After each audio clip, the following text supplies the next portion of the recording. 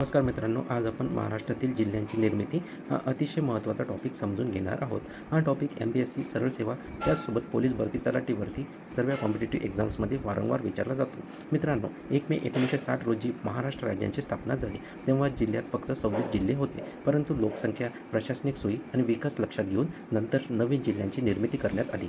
सध्या महाराष्ट्रामध्ये एकूण 36 जिल्हे आहेत. चला आता एक एक नवीन जिल्हा समजून घेऊया.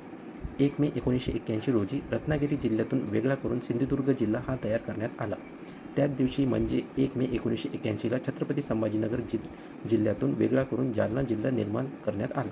आता 16 ऑगस्ट 1982 रोजी उस्मानाबादमधून वेगळा करून लातूर जिल्हा तयार झाला. 26 ऑगस्ट 1982 रोजी चंद्रपूरमधून वेगळा करून गडचिरोली जिल्हा निर्मित झाला. 1 जुलै 1998 रोजी धुळेमधून वेगळा करून नंदुरबार जिल्हा तयार झाला. त्याच दिवशी अकोल्यामधून वेगळा करून वाशिम जिल्हा निर्मित करण्यात आला. 1 मे 1999ला भंडारामधून वेगळा करून गोंदिया जिल्हा तयार करण्यात आला. त्याच दिवशी परभणीमधून वेगळा करून हिंगोली जिल्हा निर्माण करण्यात आला. आता 4 ऑक्टोबर 1990 रोजी मुंबई शहरमधून वेगळा करून मुंबई उपनगर जिल्हा तयार करण्यात आला.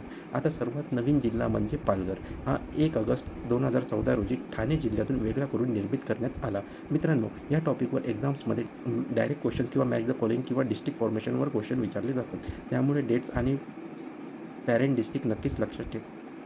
व्हिडिओ आवडला असेल तर लाईक करा आणि महाराष्ट्र एक्झाम अकॅडमीला सबस्क्राईब करायला विसरू नका.